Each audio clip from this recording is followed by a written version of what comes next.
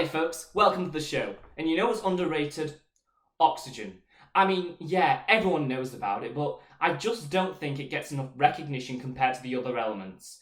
You never see it in the same ranks as household names like selenium or germanium. Well, I've had enough. It's time I put my foot down and give oxygen the credit it deserves. Well, now that I've brought more awareness to oxygen, let's talk about a Disney movie. And since I'm feeling pretty underrated right now, let's talk about a movie most of you have probably never heard of. It's called Frozen. Picture this. You're having a good day mindlessly scrolling on Google hoping to find some meaning in life, when suddenly you come across this. Underrated Disney movies, you say? Well, that might be a little challenging, but I think I'll get a decent score. Okay, name this movie. Well, I've got nothing. What makes a particular movie underrated is a question that has plagued philosophers since the beginning of time.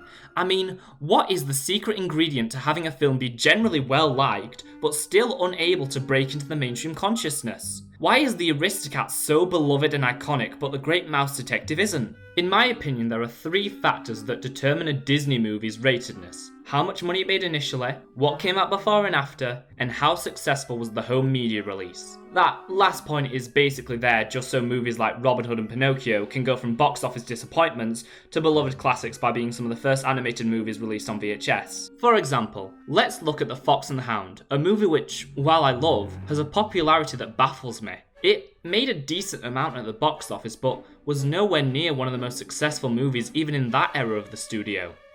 Critics gave it mixed reviews, and it was only ever re-released once in 1988. So why can I walk into a Disney store and buy a Fox and the Hound mug but not an Oliver and Company one? Simple. Let's take a look at what it came out between. And there it is. Fox and the Hound wasn't the most successful for the studio, but those numbers looked like Avatar compared to Disney's most troubled production that couldn't even make back half its budget. With The Great Mouse Detective releasing less than a year later and only doing okay, Fox and the Hound spent 7 years as the most successful Disney animated movie of the 80s, so it's naturally going to be one of the only movies the company gives any love to of that era. Then we take a look at Oliver and Company. The movie was a great success for the studio, had a huge line of merchandise and a soundtrack that sold insanely well, but not 355 days later and the Little Mermaid releases to completely blow it out of the water. So we don't get a mediocre direct-to-DVD sequel or a stage adaptation, which I'm not bitter about at all. So now that we understand the circumstances that lead to whether or not a movie becomes underrated, there's just one question to ask.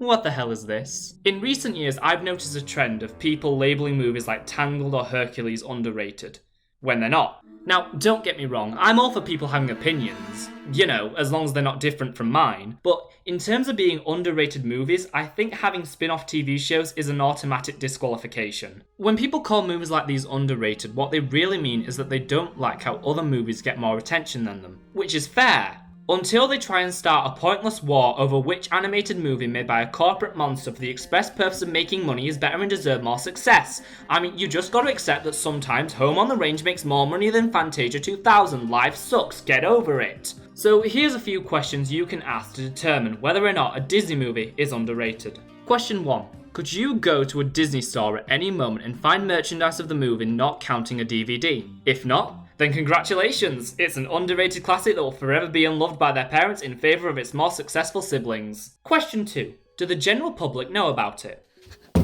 Ma'am, have you ever heard of a movie called Brother Bear? And please answer directly into this wooden spoon.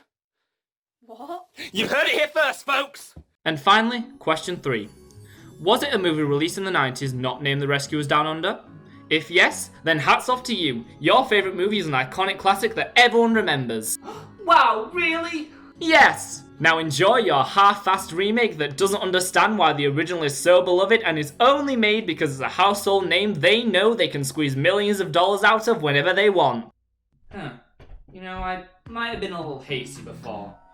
Maybe oxygen isn't all that great. I mean, it did allow these people to breathe. I guess there's only one thing to do now.